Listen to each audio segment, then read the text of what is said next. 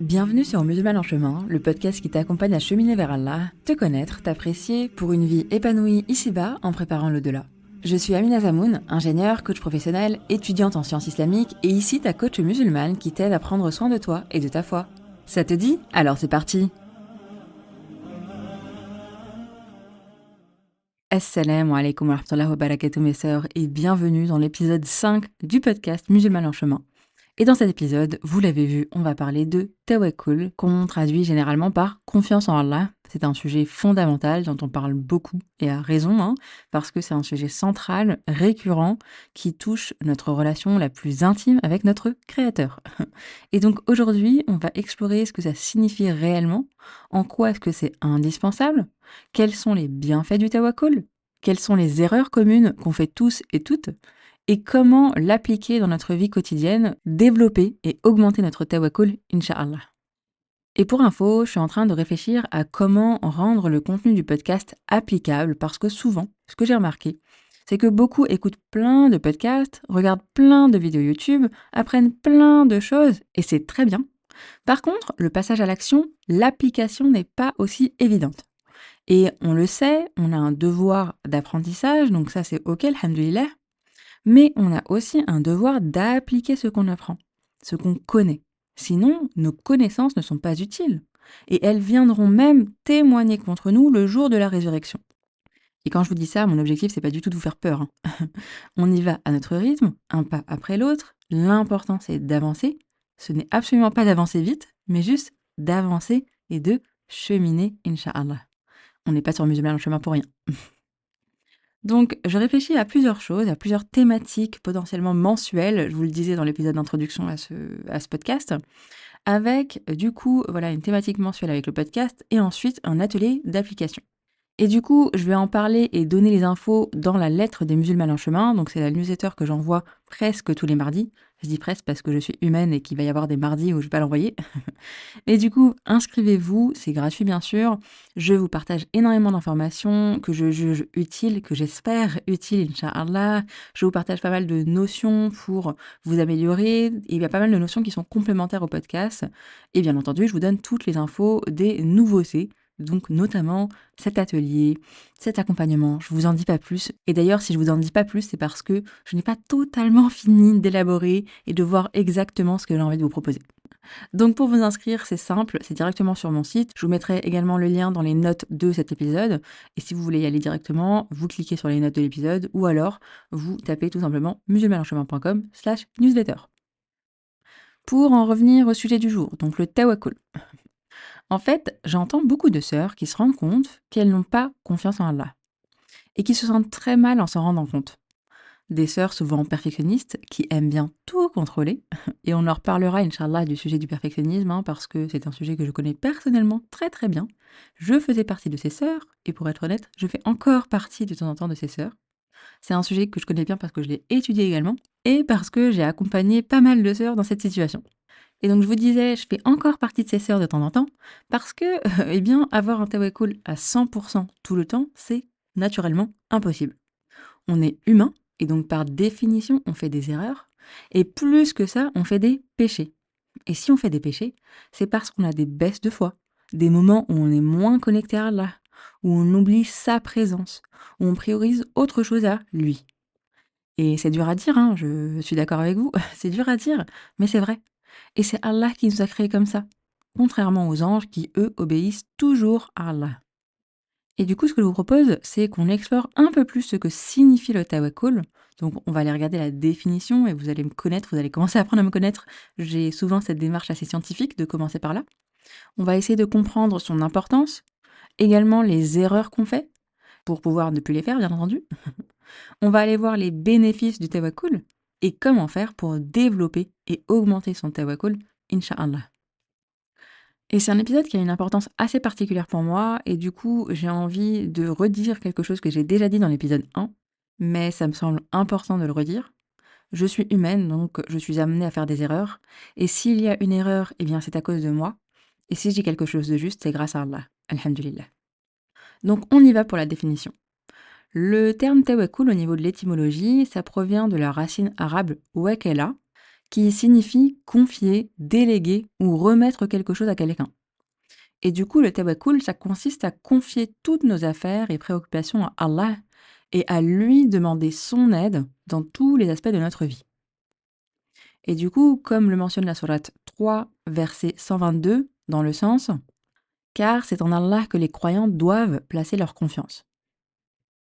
Et dans le verset 159 de la même sourate, donc sourate 3, et donc je vous partage un extrait de cette ayah, de ce verset, « Mais une fois la décision prise, place ta confiance en Allah, car Allah aime ceux qui lui font confiance. » Et donc là, on est confronté à la notion de placer sa confiance en Allah. Donc c'est un acte volontaire qu'on fait. Et si on le fait, c'est du coup qu'on sait qu'il va protéger, préserver ceux avec quoi on lui fait confiance. On sait également qu'il a notre intérêt en considération, qu'il ne nous veut que du bien. Et pour comprendre qu'est-ce qui fait qu'on arrive ou pas à placer sa confiance en Allah, on va aller regarder de plus près la notion de confiance. Et la confiance, c'est une émotion, c'est un sentiment profond qu'on ressent. Et comme on en a parlé dans l'épisode 2, que je vous invite à écouter ou réécouter tellement il est important, eh bien, la confiance, comme c'est une émotion, elle trouve son origine dans nos pensées et nos perceptions. Et du coup, ça va être très important qu'on se demande, eh bien, qu'est-ce que je pense d'Allah? Est-ce que je pense qu'il me donne le meilleur, même quand ce n'est pas ce que je veux? Ou est-ce que justement, je ne lui fais pas confiance parce que je n'ai pas ce que je veux, malgré mes invocations? Est-ce que je vois Allah comme un Dieu châtieur ou comme un Dieu bienveillant, miséricordieux? Parce que est-ce qu'on fait confiance à quelqu'un de malveillant? C'est une question rhétorique, n'est-ce pas? Et d'ailleurs, Allah nous dit dans un hadith Qudsi dont on a déjà parlé précédemment, je suis ce que mon serviteur pense de moi. Et on le voit bien. Si je pense qu'Allah n'est pas Ar-Rahman, Ar-Rahim, donc le tout miséricordieux, le très miséricordieux, Ar-Raouf, le plus doux, etc. Donc là, je vous ai partagé quelques-uns de ces noms. Si je ne pense pas ça de lui, comment est-ce que je vais pouvoir lui faire confiance? Donc, on voit bien que le tawakkul est lié à ce qu'on pense d'Allah. Et ça me fait une super transition avec la partie suivante où on va parler des erreurs qu'on fait. Et en fait, la première erreur qu'on fait par rapport au tawakkul, c'est justement sur la définition. On a une définition erronée, des attentes erronées d'Allah, de ce que devrait être notre relation à Allah. Et comme on a une définition erronée, eh bien, on va avoir des actions erronées. Par exemple, une des erreurs qu'on fait, c'est de ne pas faire les causes. Se dire que la confiance en Allah, c'est savoir que tout vient de lui. Et c'est vrai, mais qu'on n'a rien besoin de faire pour cela. Et donc que le tawakkul, c'est de demander à Allah de pourvoir à nos besoins sans rien faire. Par exemple, chercher un travail sans postuler, en se disant que c'est Allah qui donne. Et oui, c'est Allah qui donne, on est d'accord, mais on doit faire les causes. Et il y a plein de hadiths qui illustrent l'importance du tawakkul et sa mise en pratique. Et l'un des plus célèbres, c'est celui qui est rapporté par Anas ibn al-Malik, où un homme dit au prophète sallallahu alayhi wa sallam, ô messager d'Allah, dois-je attacher mon chameau et avoir confiance en Allah? Ou dois-je le laisser sans entrave et avoir confiance en Allah? Et le prophète sallallahu alayhi wa sallam, il répond, attache-le et fais confiance en Allah. Et ce hadith, il montre bien que le tawakkul ne signifie pas abandonner nos responsabilités. Ça montre bien qu'on doit prendre toutes les précautions nécessaires, tout en mettant notre confiance en Allah pour le résultat. Là encore, parfaite transition, mais je vous dis ça, c'est parce que j'y ai réfléchi aussi. Eh bien, l'autre erreur dont j'ai envie de vous parler, c'est le fait de placer sa confiance justement maintenant uniquement en les causes. Et ça peut être associé à du shirk, de l'association. Et subhanallah, on est beaucoup à le faire sans en prendre conscience. Moi la première. Mais khair, Inch'Allah, on apprend, et quand on prend conscience des choses, c'est là qu'on peut changer. Placer sa confiance uniquement en les causes, ça veut dire quoi? Ça veut dire faire tout ce qui est en notre pouvoir pour avoir un résultat, et quand on n'a pas le résultat escompté, il vient d'être extrêmement déçu. Et on se dit que c'est pas normal, parce que on a fait les causes, et en plus on a même invoqué Allah. Et pourtant, on n'a pas le résultat qu'on veut. Et en fait, ça se rapproche du shirk parce que je me dis, je fais les causes, donc je dois avoir le résultat. Et on oublie Allah ici en fait. On croit que celui qui pourvoit, c'est nous. On a confiance en les causes et pas en Allah. Subhanallah.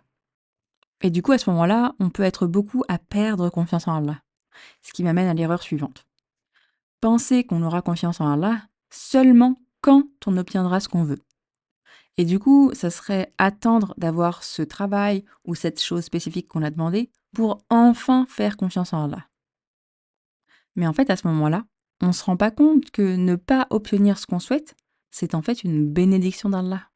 Et par amour pour nous, il nous préserve ou nous donne meilleur.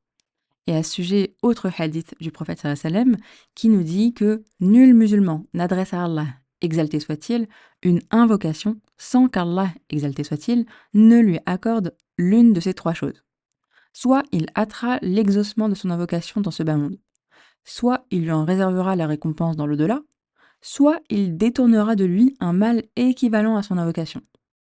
Et souvent, ne pas recevoir ce qu'on veut, ça peut être extrêmement difficile à accepter. Et on consacrera, Inch'Allah, un épisode entier à ce sujet parce que ça mérite une discussion approfondie. Mais juste le temps que je fasse cet épisode, eh bien, je vous donne quelques clés déjà. Et je vous invite à réfléchir à la relation parent-enfant. Est-ce qu'un parent bienveillant donne tout ce que son enfant demande, même si c'est mauvais pour lui? Question rhétorique, n'est-ce pas? Est-ce que ce parent fait les devoirs de l'enfant à sa place? Ou bien est-ce qu'il le laisse faire, apprendre, échouer, être en difficulté et finalement comprendre par lui-même? Est-ce qu'il est là pour lui pendant ce temps? Est-ce qu'il l'accompagne dans son cheminement, dans ses hauts comme ses bas? Un parent bienveillant, vous le voyez bien, ça ne doit pas être confondu avec un parent permissif. La bienveillance, ça ne doit pas être confondu avec l'autocomplaisance, avec le fait de permettre sans condition, ni d'avoir une indulgence excessive. Et du coup, vraiment, je pense que vous le voyez, c'est une erreur de penser que si Allah ne nous donne pas ce qu'on veut, c'est qu'on ne peut pas avoir confiance en lui. Parce que c'est beaucoup plus intéressant d'aller chercher la sagesse divine derrière. Et pareil, c'est une erreur de penser que si on lui fait confiance, alors il nous donnera tout ce qu'on veut. Non. Si on lui fait confiance, il nous donnera tout ce dont on a besoin. Et je trouve ça vraiment waouh. J'ai pas les mots. Ça me fait penser à la doua de Moussa alayhi salam qui dit dans Surat al-Qasas, donc la Surat 28, et il y a 24. Et en fait, à ce moment-là, Moussa alayhi salam était dans un état de besoin après avoir quitté l'Égypte. Et je vous laisse aller explorer cette magnifique Surah. Et donc à ce moment-là, Moussa alayhi salam est vraiment dans le besoin. Et qu'est-ce qu'il demande à Allah? Il invoque Allah et il dit Rabbi, donc Seigneur, j'ai grand besoin du bien que tu as fait descendre sur moi, ou que tu as fait descendre vers moi. Et donc là, ce qui est magnifique, enfin, on pourrait faire des épisodes complets dessus. D'ailleurs, Zaineb du podcast Coran de mon cœur a fait des épisodes complets dessus. Enfin, complets, je pense qu'on peut toujours aller plus loin. Mais elle a fait des épisodes machallah dessus. D'ailleurs, elle a fait toute une série sur Surat al-Qasas, donc n'hésitez pas à aller l'écouter. Je lui fais une petite promotion à mon échelle. Et puis, il y a d'autres épisodes où elle parle de ce passage. En tout cas, brièvement, juste pour vous donner quelques éléments par rapport à cette ayah. Déjà, quand on entend ça, Rabbi, j'ai grand besoin du bien que tu as fait descendre vers moi, eh bien, Moussa alayhi salam, il se rend compte de plusieurs choses. La première, c'est qu'on peut remarquer le tawakkul incroyable de Moussa alayhi salam, parce que si vous remarquez bien, la formule, l'invocation est au passé. J'ai grand besoin du bien que tu as fait descendre vers moi. Donc, Moussa alayhi salam, il sait qu'Allah ne lui veut que du bien, déjà, ça c'est clair, et il sait qu'Allah a déjà tout prévu. Et donc il l'invoque, parce qu'il sait qu'en l'invoquant, il l'exaucera. La deuxième chose qui est intéressante également, il y en a plein d'autres, mais je vous en partage deux, c'est que Allah sait mieux que lui ce dont il a besoin. Vous avez remarqué, il n'a pas demandé je veux ci, je veux ça. Non, il lui a dit j'ai grand besoin du bien que tu as fait descendre vers moi. Et pour autant, il sait qu'Allah a déjà tout prévu et il l'invoque néanmoins, en toute confiance. Masha'Allah.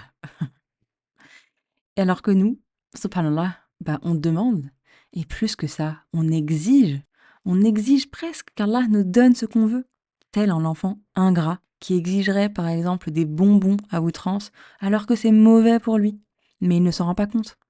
Et à ce moment-là, cet enfant, il se rend pas compte qu'en fait, si son parent lui dit non, et si son parent lui donne plutôt une pomme, eh bien c'est parce qu'il veut son bien et que c'est meilleur pour lui. Eh bien c'est exactement pareil pour nous.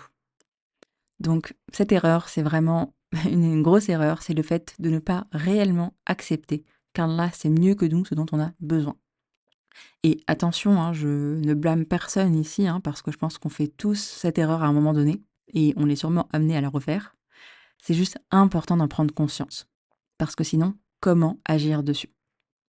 Dernière erreur que j'ai envie de vous partager, c'est le fait de penser que la confiance en Allah va venir tout seul. Eh bien non, la confiance, ça se gagne, ça se travaille. Déjà, on le voit avec d'autres êtres humains, hein. On le voit avec soi aussi, et ça, on en reparlera, petit teaser, dans l'épisode prochain, Inch'Allah. Et c'est également le cas avec Allah. Et vous allez voir, on va en parler juste après. Et avant de passer à la suite, j'aimerais bien qu'on regarde un peu les apprentissages qu'on peut tirer de ces erreurs. On peut se rendre compte qu'en fait, avoir confiance en Allah, ça signifie savoir au plus profond de nous qu'Allah nous aime et fait ce qu'il y a de mieux pour nous. Et parfois, ce qu'on désire ardemment n'est pas ce qu'il y a de mieux pour nous. Et en réfléchissant d'ailleurs à notre passé, on peut souvent voir des moments où ce qu'on voulait, ben ça s'est pas réalisé. Et finalement, mais alhamdoulilah, c'était pour le mieux. Moi, je pense à plein de moments comme ça. Mais si c'est pas le cas pour vous, c'est que probablement vous n'avez pas encore assez cherché, mes sœurs. Et je le dis en toute humilité, vraiment, et avec beaucoup d'empathie, parce que vraiment, il fut un temps où moi aussi, et mes clientes aussi, enfin, je parle pas juste pour moi comme un cas général, je n'oserais jamais faire ça, mais vraiment, on a besoin d'habituer son cerveau à se poser des questions, et d'ailleurs c'est pour ça, je pense que vous commencez à le voir, dans tous les épisodes, j'essaie de vous poser plein de questions. On a besoin d'apprendre à se questionner et l'introspection, c'est pas quelque chose qui est immédiat, ça se travaille. Donc vraiment, posez-vous les questions et pas de panique si, voilà, si vous n'avez pas forcément l'habitude, on y va un pas après l'autre, on chemine, Inch'Allah.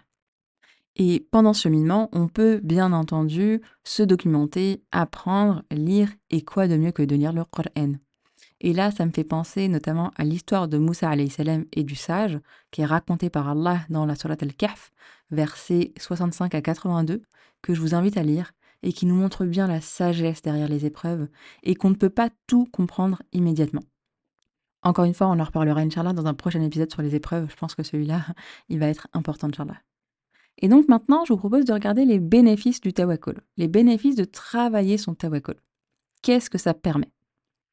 Eh bien, la première chose, c'est que ça permet de gagner en sérénité, de se sentir apaisé, en sachant qu'on est entre de bonnes mains. Ça permet de lâcher prise, le fameux lâcher prise. Eh bien, pour lâcher prise, on a besoin d'avoir confiance en Allah, le Tout-Puissant, d'avoir confiance en l'avenir qu'il nous réserve. Ça permet également de gagner en humilité et de savoir que lui seul sait ce qu'il y a de mieux pour nous. C'est également une force parce qu'on sait que tout vient de lui et que tout est possible avec Allah. Donc, bismillah, on y va. Ça permet de gagner la satisfaction d'Allah. Je vous le disais en début d'épisode, je vous avais partagé une ayah, donc un verset de la sourate 3, c'est le verset 159, un extrait du verset en tout cas, où dans le sens, il nous dit « Mais une fois la décision prise, place ta confiance en Allah, car Allah aime ceux qui lui font confiance. » Donc ça permet de gagner la satisfaction d'Allah, l'amour d'Allah, et ça permet également d'aimer Allah. Parce que comment ne pas aimer quelqu'un qui prend soin de nous, qui nous aime plus qu'une mère aime son enfant. Et donc, bien entendu, ça permet de gagner en proximité avec Allah. Et pour finir, même si il y aurait encore plein de choses à dire, la liste est longue, alhamdoulilah, ça permet de gagner en sagesse, tel le sage dans l'histoire de Moussa alayhi salam et le sage dans Surat al-Kahf. J'espère que ces bénéfices vous ont motivé. Moi, ça me motive à bloc. Et du coup, on peut enchaîner avec le comment on fait pour développer et augmenter sa confiance en Allah. Eh bien, la première chose, c'est de reconnaître que notre confiance en Allah n'est pas au maximum. Et c'est déjà un énorme pas en avant. Parce que comment travailler sur quelque chose dont on n'a pas conscience? Comment travailler sur quelque chose qu'on ne reconnaît pas, qu'on n'accepte pas? Donc, on met son ego de côté et on reconnaît qu'on n'a pas encore une confiance en Allah assez élevée. Et honnêtement, elle sera jamais assez élevée. Et c'est normal, il y a des baisses de foi. Donc, il y aura toujours des moments où notre tawakkul sera un peu moins, un peu plus bas. L'essentiel, c'est que, vous voyez, la tendance globale, elle soit croissante. Et dans cette tendance globale, il y a des hauts et des bas. Et s'il y a des bas, c'est parce qu'Allah a décidé comme ça. Et ça nous permet d'avoir des hauts encore plus hauts, Inch'Allah. Donc, Tout est très bien fait, alhamdoulilah. Mais donc déjà, on reconnaît que notre confiance en Allah n'est pas au maximum. Deuxième étape, on invoque Allah.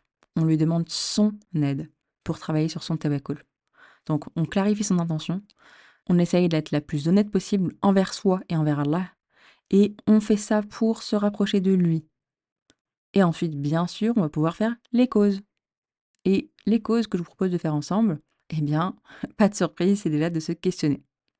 Déjà, on va essayer de se questionner sur qu'est-ce qui fait qu'on a confiance en quelqu'un et qu'est-ce qui fait qu'on n'a pas confiance en quelqu'un. Et là, si je vous avais demandé moi, eh bien, je vous laisserai réfléchir et répondre à cette question. Et d'ailleurs, n'hésitez pas à faire pause dans le podcast si vous avez envie de prendre un temps pour réfléchir. C'est vraiment super intéressant. Mais comme là, vous n'êtes pas devant moi, eh bien, je vais répondre, n'est-ce pas? Eh bien, la première chose qui fait qu'on a confiance en nous, en quelqu'un, c'est déjà qu'on apprend à la connaître, en fait, cette personne.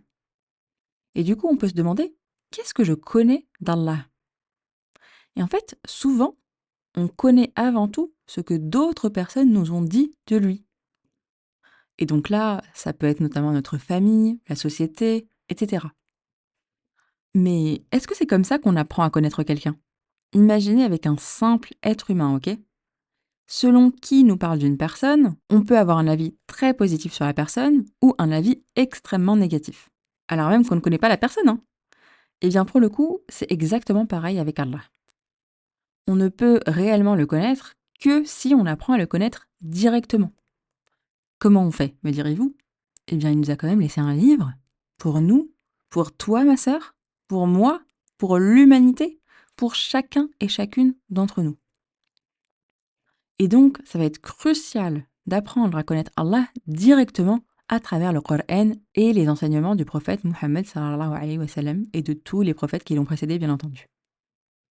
Et du coup, comment on fait? Eh bien, on lit, on apprend et on prend le temps de se familiariser, on prend le temps d'apprendre à le connaître. On dit souvent que le Coran déverse ses secrets à son ami intime. Et du coup, est-ce que c'est ton ami intime le Coran?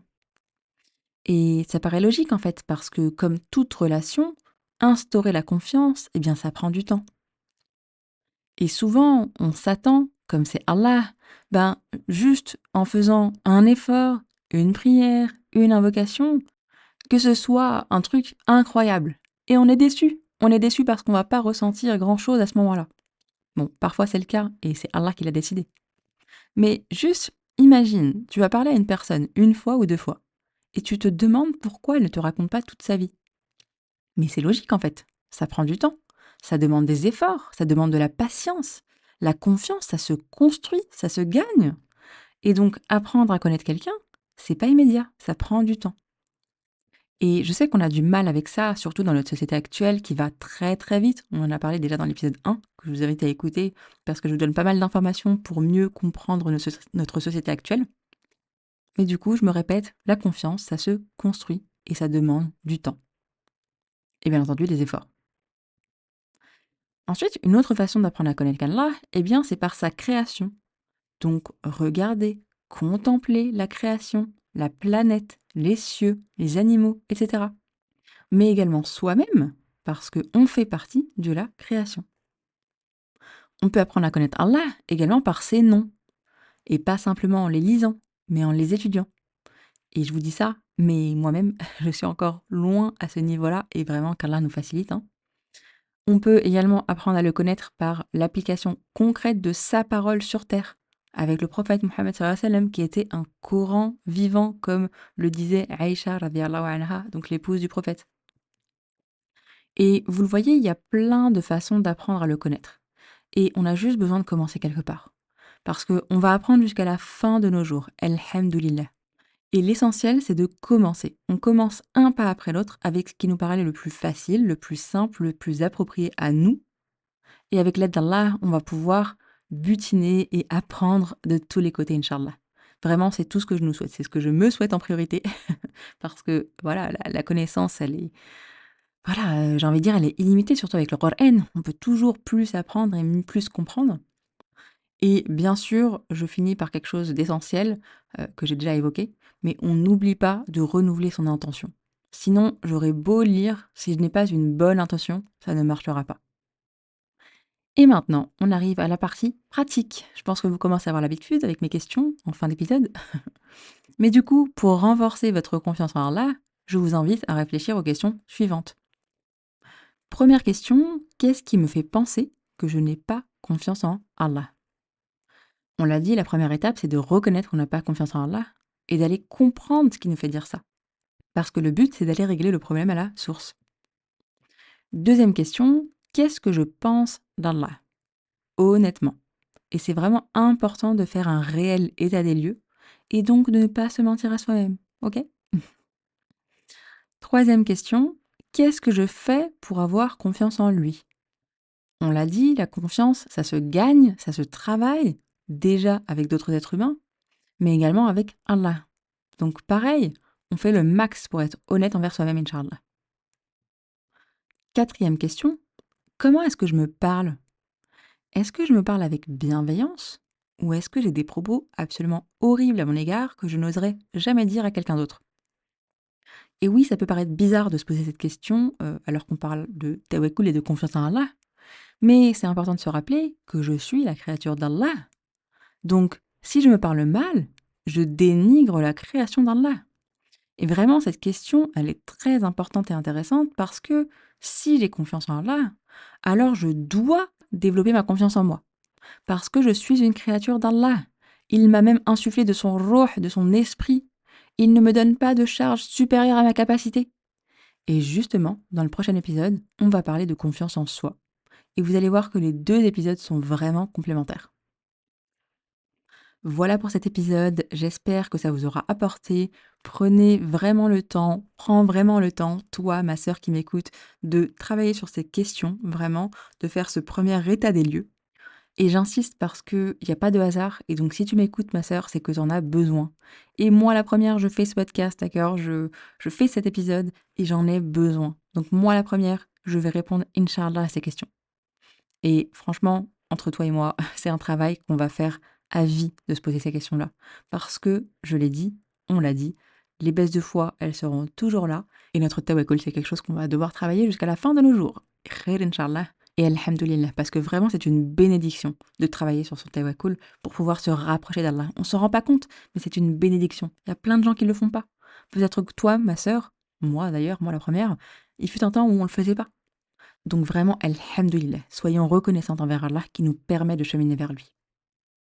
Je vous le rappelle, inscrivez-vous à la lettre des musulmans en chemin où je vous donnerai plus de détails, Inch'Allah, sur ce que je vous prépare.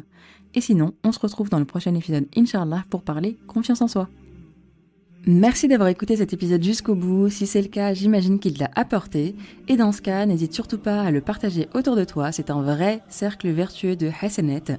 Et bien entendu, si ce n'est pas déjà fait, n'hésite pas à laisser un avis accompagné de 5 étoiles sur la plateforme de ton choix. Qu'Allah te préserve, ma sœur, et te facilite tout ce qui est un bien pour toi.